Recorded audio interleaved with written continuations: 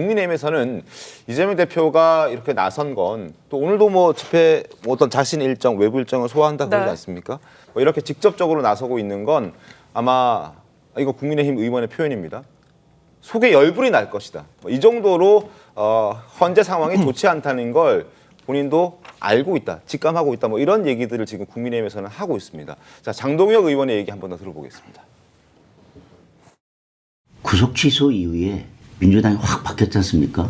황사비 맞으면서 무슨 행진한다고 하고 주말마다 다 밖으로 나오라고 하고 본인들도 아는 거죠.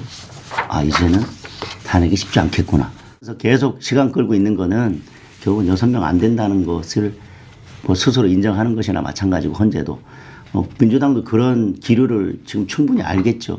그러니까 저렇게 급하게 서두르고 있고 겉으로는 아닌 척하지만 뭐 속에서는 지금 뭐 열불 나겠죠.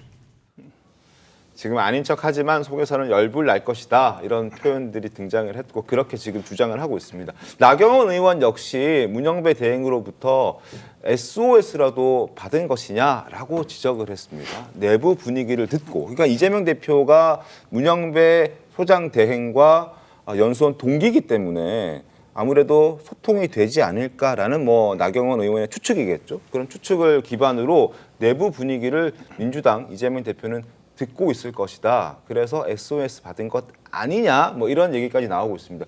임주혜 변호사님 저 가능한 얘기입니까?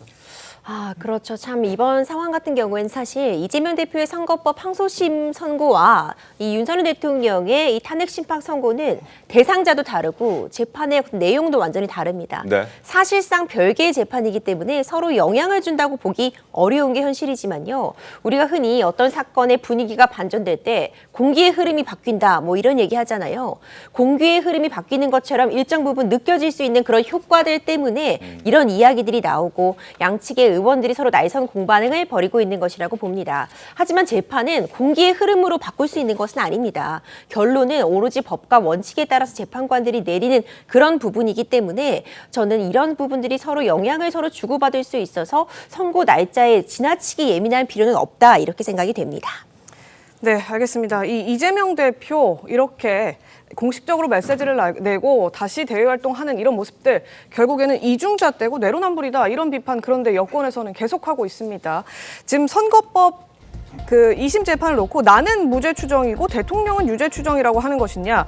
대통령 선고는 그렇다면 신속하게 하라는 거고 내 재판에 대해서는 위헌법률 심판 신청 내고 뭐 변론 기일 추가로 잡자고 요청하면서 침대 축구를 하고 있는 것 아니냐. 이런 이중잣대 참으로 뻔뻔하다. 이런 주장 내놨습니다. 지금 이재명 대표 선거법 2심 놓고요. 여러 가지 논란이 있었거든요. 이 항소심이 재개되는데 소송 접수 통지서를 제때 받지 않았다. 이런 논란 제기됐었습니다. 1차 때 이사불명, 2차 때 패문부재. 그러니까 주소지가 오락가락하고 패문부재 갔더니 사람이 없었다. 이렇게 해서 접수 통지서를 제출하지 못했다는 건데 그래서 결국에는 세 번째 만에 의원회관에 찾아가서 이재명 대표 측에게 특별 송달을 하도록 했다. 결국에는 본인 재판은 계속 지연시키려는 전략을 쓰고 윤석열 대통령 선고는 빨리 내라고 하는 것은 내로남불식 잣대 아니냐 이런 주장을 지금 여권에서는 하고 있는 겁니다. 이 변호사님 이 지적에 대해서는 어떻게 생각하십니까? 저는 사람이 다르고 재판이 다르다 이런 말씀을 드리겠습니다. 네. 일단 대한민국 대통령에 대한 탄핵과 개인에 대한 형사 재판은 다른 거고요. 얼마 전 니케이 아시아 칼럼에서 이야기를 했다시피 계엄 이후에 브랜드 코리아는 완전하게 망가졌다라고 하면서 민주주의 지수가 10단계나 떨어졌고 우리나라는 완전한 민주주의 국가에서 흠결 있는 민주주의 국가가 되었습니다. 지금은 주가가 폭락하고 지금 굉장히 경제도 폭망한 상황인데 이런 나라를 망친 공무원이 있는데 이 공무원을 파면할 것인가 그 자리에 둘 것인가 하는 거는 아주 빨리 결정을 해야 되는 거고 모든 국민들과도 관련이 있는 사안입니다. 하지만 한 사람에 대한 형사 재판은 다른 건데 윤석열 대통령도 그 자신에 대한 내란죄 형사 재판을 받아야 할 것입니다. 그때도 개인의 형사 재판이기 때문에 개인의 방어권, 피고인의 방어권과 그리고 인권 보장은 충분히 돼야 되는 부분이고요. 그렇게 본다면 저는 이재명 대표도 지금은 이거 본인 개인의 형사 재판이지 않습니까? 이 탄핵 심판과는 아주 질적으로 다르다. 중요성에 있어서 굉장히 다르다는 생각이 들고 또 한 가지 계속해서 지연하고 있다. 침대 축구한다. 이런 이야기를 하는데 1심에서 보면 이 재판을 지연한 것은 이재명 대표가 아니라 검찰이었습니다. 검찰은 1년 9개월이 될 때까지 공소 사실을 확정하지 못해서 계속 늘어진 측면이 있었고 네. 그리고 그때도 증인을 43명이나 신청을 했었습니다. 이재명 대표는 단 4명을 신청했을 뿐입니다. 그리고 2심 같은 경우에도 지금 3개월 만에 3월 26일 날 선고를 하겠다고 재판부에서 발표를 했는데요. 네. 이거는 굉장히 신속한 겁니다.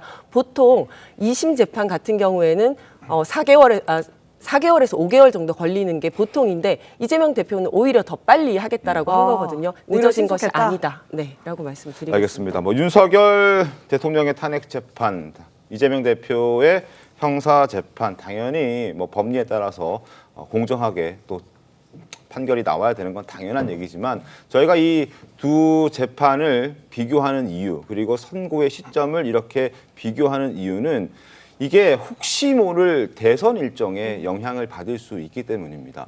이재명 대표의 항소심 선고보다 윤석열 대통령의 탄핵 재판 선고가 늦게 나온다면 혹시 모를 조기 대선의 시점도 늦어질 수밖에 없고 그렇다면 그 사이에 이재명 대표는 대법원의 판결을 받을 수도 있는 상황이고 그렇게 된다면 바로 이재명 대표는 결과에 따라서 대통령 선거에 출마할 수 없기 때문에 우리가 지금 이재명 대표의 항소심 선고 날짜와 그리고 윤석열 대통령의 탄핵 심판 선고 날짜를 이렇게 비교를 해보는 겁니다. 물론 지금 변호사들께서 말씀해 주셨듯이 이걸 뭐 다 같이 놓고 할 수는 없지만 우리가 지금 이 상황이 그렇기 때문에 이 상황상 이거를 비교할 수밖에 없다. 이런 부분도 보시는 시청자분께서는 확실히 좀 알고 계셔야 될 것 같습니다. 어떻습니까? 근데 사실 저희가 그 윤 대통령 탄핵 심판이 3월 초쯤에 인용될 거라는 전제를 했을 때는 네. 이재명 대표의 어떤 2심 선고가 3월 26일 나온다라고 하더라도 조기 대선 2개월 이전에 치러야 되지 않습니까?